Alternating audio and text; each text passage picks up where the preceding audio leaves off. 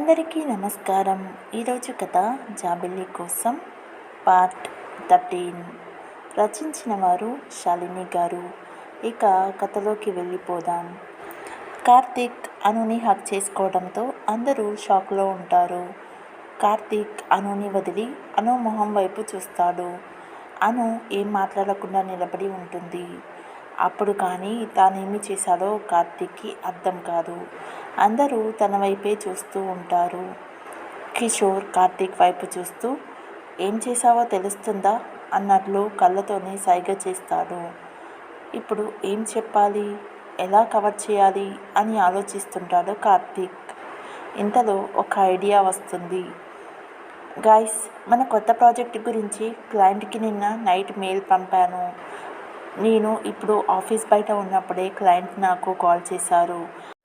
మనం ప్రాజెక్ట్ బాగా చేస్తున్నామని, టీం వర్క్ చాలా బాగుందని, వెరీ గుడ్ అని మెచ్చుకున్నారు నన్ను. సో దీనంతటికీ మెయిన్ రీజన్ అనునే కదా. తనని అభినందించాలి కదా. అందుకే ఏం చేస్తున్నానో తెలియకుండా సారీ అను అంటూ కవర్ చేశాడు కార్తీక్. ఇంకా అందరూ కార్తీక్ని డౌట్గానే చూస్తుండడంతో కిషోర్ కల్పించుకొని గ్రేట్ న్యూస్, కంగ్రాట్స్ అను అంటూ చప్పట్లు కొట్టాడు. అందరూ కిషోర్తో కలిసి చప్పట్లతో అనుని అభినందిస్తారు. గైస్, నన్ను అభినందించడానికి ఏం లేదు, ఇదంతా మీది. సో మీరు ఇంకా బాగా వర్క్ చేయాలి. ఎందుకంటే మనకి బాధ్యత పెరిగింది. చిన్నపిల్లలా బిహేవ్ చేయకూడదు అంటూ కార్తీక్ వైపు చూస్తుంది. అను కళ్ళలోకి చూసి మాట్లాడలేక కార్తీక్ సైలెంట్గా అక్కడి నుంచి వెళ్ళిపోతాడు. అను కూడా తన క్యాబిన్కి వెళ్ళిపోతుంది. కొంతసేపటి తర్వాత కార్తీక్ క్యాబిన్లోకి వస్తాడు కిషోర్. రావడంతోనే కార్తీక్ మీద తిట్ల దండకం మొదలు పెడతాడు. కిషోర్, అసలు బుద్ధుందా? అందరి ముందు అలా అనుని హవ్వా, అసలు నీకేమొచ్చింది పోయే కాలం? మా అనుతో అలా బిహేవ్ చేశావు. పైగా క్లయింట్ అది ఇది అని కవరింగ్ ఒకటి. నీ ఫేస్ని ఎప్పుడైనా అద్దంలో చూసుకున్నావా? కార్తీక్, రే కిషోర్, ఆపరా బాబు. ఏదో ఆనందంలో ఏదో చేసేసాను, దానికి నువ్వేంటిరా ఇంతలా రియాక్ట్ అవుతున్నావు? కిషోర్, రియాక్ట్ కాక ముద్దు పెట్టుకుంటారు మరి నిన్ను. కార్తీక్, నువ్వు పెట్టుకుంటే ఏం బాగుంటుంది? మీ అను అక్క పెడితే బాగుంటుంది కానీ. కిషోర్, ఓరినాయను, నీ దగ్గర చాలా కటింగ్లు ఉన్నాయి. మా అక్క ముద్దు పెట్టాలా?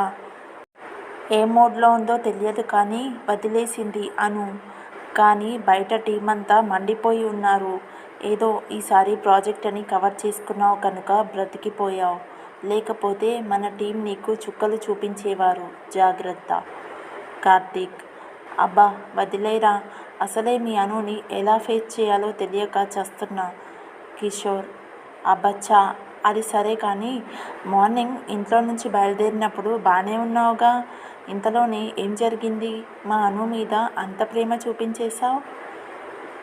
గుడిలో శాస్త్రి గారితో జరిగిన డిస్కషన్ అంతా చెప్తాడు కార్తీక్ కిషోర్కి. కిషోర్, దీనికేనా నువ్వు ఇంత సంతోషపడుతున్నావు? కార్తీక్, అదేంటి అంత మాట అనేసావు? నేనేం చూసి అనుని ప్రేమించానో ఆ అను అలానే ఉంది. అది నాకు చాలా ఇంపార్టెంట్. కిషోర్, సరిపోయింది. నువ్వు ఇలా చిన్న చిన్న వాటికి ఆనందపడుతూ కూర్చో. ఈలోపు ఆ అను అందరికీ సహాయం చేస్తూ సేవలు కూడా చేయాలి అని ఏ మదర్ తెరిస్సానో లేకపోతే ఏ సన్యాసిగానో మారిపోతుంది. అప్పుడు నువ్వు కూర్చొని చెక్కభజన చేసుకోవడం తప్ప ఏం చేయలేవు. కార్తీక్, ఒరేయ్, కొంచెం సేపు కూడా హ్యాపీగా ఉండనివ్వవు కదా. అయినా నువ్వు చెప్తుంటే నాకు భయమేస్తుంది. ఈ అను పద్ధతి చూస్తే నాకు అలానే అనిపిస్తుంది. తనని హక్ చేసుకున్నాను కదా, ఒక రియాక్షన్ లేదు, ఏమీ లేదు అను మొహంలో. కిషోర్, అందుకే నువ్వు కొంచెం స్పీడ్ పెంచు, లేదంటే చెప్పాను కదా చెక్కభజని. కార్తీక్, సరే అదంతా నేను చూసుకుంటాను కానీ నువ్వు లంచ్ టైంలో ఒక పని చేయాలి. కిషోర్, సరే చెప్పు ఏం చేయాలో. కార్తీక్ చెప్తాడు. కిషోర్, ఓకే ఇదంతా నేను చూసుకుంటాను కానీ. కార్తీక్, మళ్ళీ కానీ ఏంటిరా? కిషోర్, నిన్ను ఒకటి అడగాలి. కార్తీక్, ఏంటి? కారు కావాలి అంతే కదా. కిషోర్, అది కాదు కార్తీక్, ఫస్ట్ హగ్ ఎలా ఉంది? కార్తీక్, ఒరేయ్ ఏం అడుగుతున్నావురా? కిషోర్, నువ్వు అందరి ముందు హక్ చేసుకోవచ్చు, నేను మాత్రం ఒంటరిగా నిన్ను అడగకూడదా చెప్పు. కార్తీక్, రేయ్ ముందు నువ్వు బయటికి పోరా. కిషోర్, అర్థమైందిలే.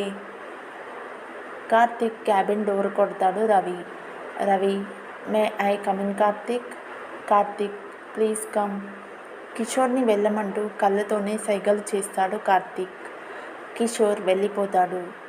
రవి శాంతిని, దిలీప్ని తీసుకొని కార్తీక్ క్యాబిన్లోకి వస్తాడు.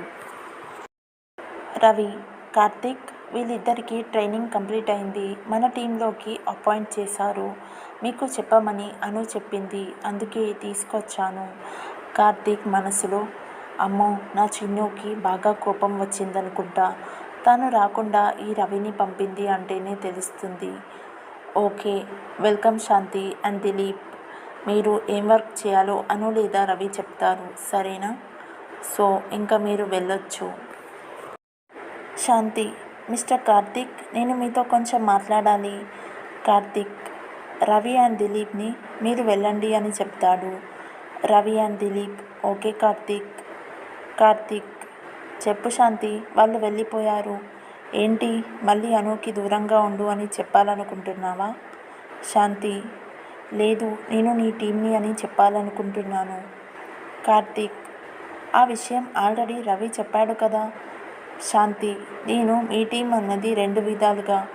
ఒకటి, అఫీషియల్గా మీ టీంలో వర్క్ చేస్తాను.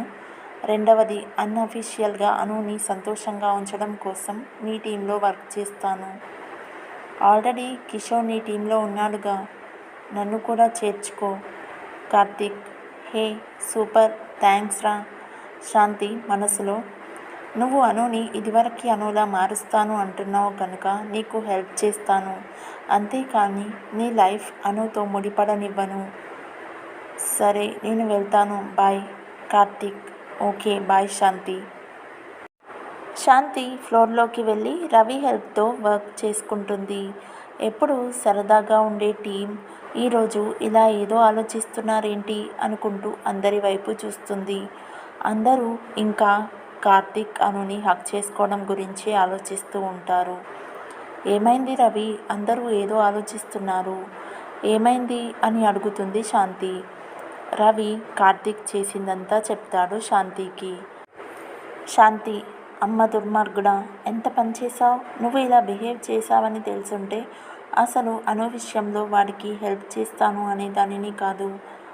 వాడి సంగతి సరే, అను ఎలా ఉందో ఒకసారి వెళ్ళి చూడాలి అనుకుంటూ అను క్యాబిన్కి వెళ్తుంది శాంతి.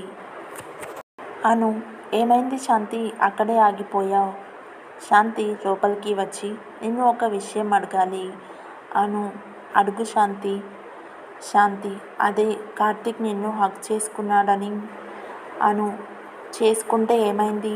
శాంతి మనసులో, ఇదేంటి ఇలా మాట్లాడుతుంది, అసలు నేను మాట్లాడుతుంది అనుతోనేనా?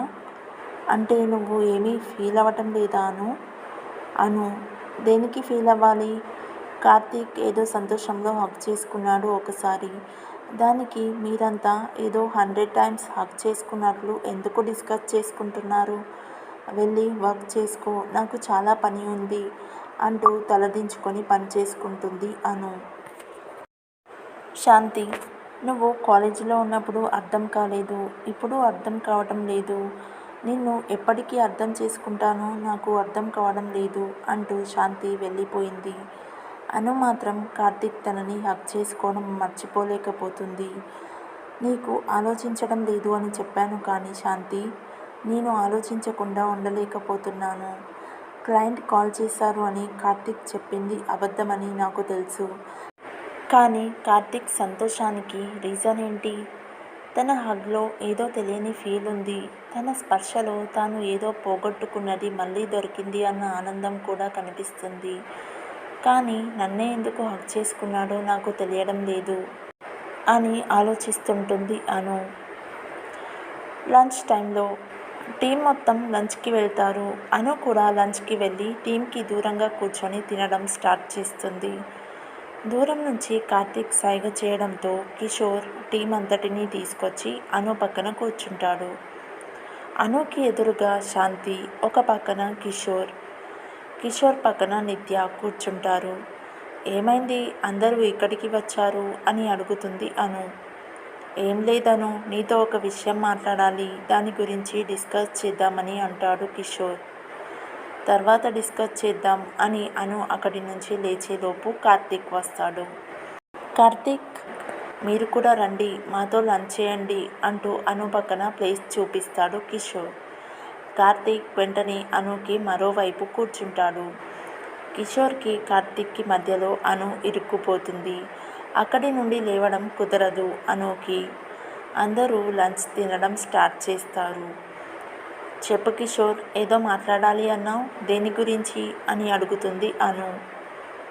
ఏం చెప్పాలో తెలియక తడబడుతూ, అదే నెక్స్ట్ వీక్లో మన జాన్ బర్త్డే ఉంది కదా, దాని గురించి మాట్లాడదామని. అందులో మాట్లాడాల్సింది ఏముంది, అందరి బర్త్డే ఎలా సెలబ్రేట్ చేస్తామో అలాగే చేద్దాం అంటూ కిషోర్ని అనుమానంగా చూస్తుంది అను. కార్తీక్ కన్ను కొట్టడంతో కారం కారం అంటూ అరుస్తాడు కిషోర్. అందరూ కిషోర్ వైపు చూస్తూ ఉంటారు. అను కిషోర్కి నీళ్లు తాగిస్తూ ఉంటుంది. ఈలోపు కార్తీక్ అను బాక్స్ తీసుకొని అను తిన్న స్పూన్తో అను ఫుడ్ తింటాడు. కార్తీక్ అను బాక్స్లో ఉన్న ఫుడ్ తిని అలాగే ఉండిపోతాడు. అను తల తిప్పుతుంది అనే టైంకి కిషోర్ మళ్ళీ కారం కారం అనడంతో కార్తీక్ అను బాక్స్ అను ముందు పెట్టేస్తాడు. అది చూసిన కిషోర్ అను మళ్ళీ నీళ్లు ఇవ్వబోతుంటే వద్దు అని సైలెంట్గా తన బాక్స్ తింటూ ఉంటాడు. ఏమైందిరా, ఇలా బిహేవ్ చేస్తున్నావు అంటూ అందరూ కిషోర్ వైపు చూస్తూ ఉంటారు. కానీ జరిగింది మొత్తం శాంతి చూస్తూ ఉంటుంది. కార్తీక్, నా లంచ్ అయిపోయింది, మీరు తినండి అంటూ ఏమీ మాట్లాడకుండా అక్కడి నుంచి వెళ్ళిపోతాడు. అందరూ భోజనం చేసి వెళ్ళిపోతారు. ఆఫీస్ లాన్లో ఒంటరిగా ఉన్న కార్తీక్ దగ్గరికి వెళ్తుంది శాంతి. శాంతి, మొత్తానికి ఇద్దరూ కలిసి బాగానే ప్లాన్ చేశారు. కార్తీక్ సైలెంట్గా ఉంటాడు. శాంతి, ఏంటి కార్తీక్, ఏమైంది? కారం కిషోర్ తింటే నీ కళ్ళు ఎర్రబడ్డాయి. కార్తీక్, శాంతి ప్లీజ్. శాంతి, ఏమైంది? కార్తీక్, ఆ పిచ్చిది ఏం తింటుందో తెలుసా? శాంతి, ఏమైంది, ఏం తింటుంది? నువ్వెందుకు అంత సీరియస్ అవుతున్నావు? కార్తీక్, ఉప్పు కారం ఏమీ లేని చప్పిడి ఫుడ్ తింటుంది.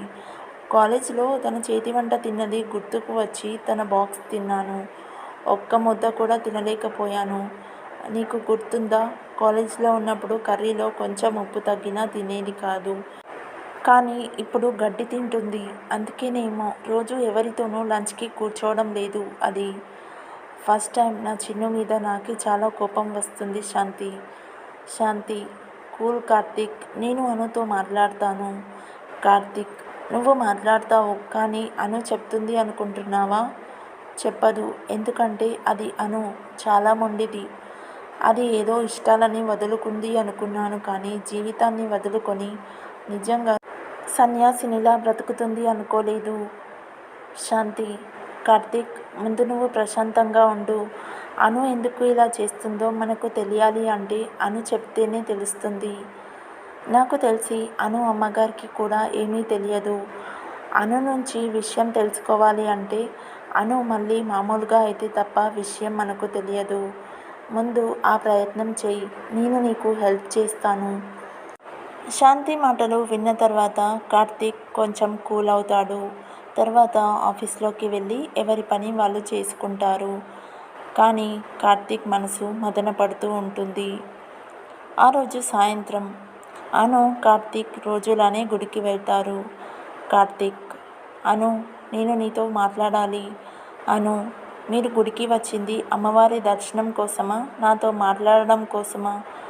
కార్తీక్ మనసులో, ఆ అమ్మవారి అనుగ్రహం ఉంది కనుకే నువ్వు నా లైఫ్లోకి వచ్చావు. నీ అనుగ్రహం లేదు కనుక నేను నీ లైఫ్లోకి రాలేకపోతున్నాను. రోజు ఆ అమ్మవారి దర్శనం కోసమే వచ్చేవాడిని. ఈరోజు నీ కోసం వచ్చాను. అను, మీరు ఎందుకు వచ్చినా ముందు అమ్మవారికి నమస్కారం చేసుకోండి. అను కార్తీక్ ఇద్దరు అమ్మవారికి నమస్కారం చేసుకొని కూర్చుంటారు. కార్తీక్, అను, ఐమ్ సారీ, మార్నింగ్ నీతో నేను అలా బిహేవ్ చేసినందుకు. అను, మీకు సంతోషం ఎక్కువైతే అలానే బిహేవ్ చేస్తారన్నమాట. కార్తీక్ మనసులో, అందరి దగ్గర అలా ఎందుకు చేస్తాను, నువ్వంటే నా డార్లింగ్వి. లేదు లేదు, ఏదో క్లయింట్ కాల్ చేశారు అన్న సంతోషంలో అలా చేశాను. అను, మీకు నిజం చెప్పడం రాదేమో అనుకున్నాను. అబద్ధం చెప్పడం కూడా రాదని ఇప్పుడే తెలిసింది. కార్తీక్, నేనేం అబద్ధం చెప్పాను అని అడుగుతాడు అనుని. మిగిలిన కథ నెక్స్ట్ పార్ట్లో చూద్దాం. If you like this video, please like, share and subscribe to my YouTube channel. Thank you.